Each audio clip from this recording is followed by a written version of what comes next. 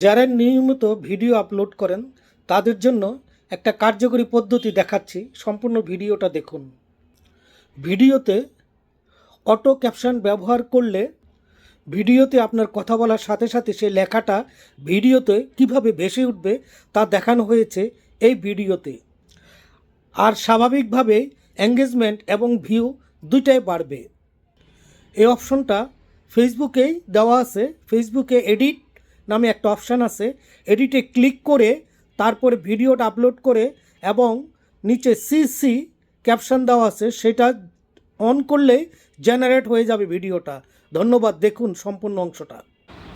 আপনি ফেসবুকে চলে যাবেন, প্রফেশনাল ড্যাশবোর্ডের নিচে এডিট লেখা আছে, এডিটে ক্লিক করবেন। এডিট ফর ভিডিও ক্রিয়েটর, এটা যদি আপনার ডাউনলোড না থাকে ডাউনলোড করে আপনার গ্যালারিতে ঢুকবেন।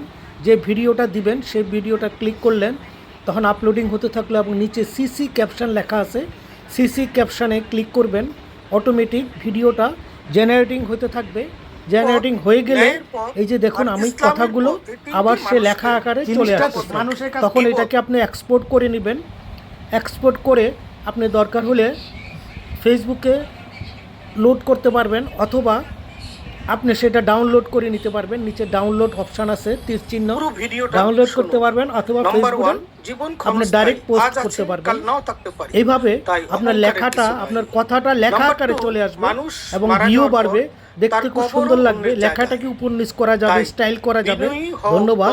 দেখুন।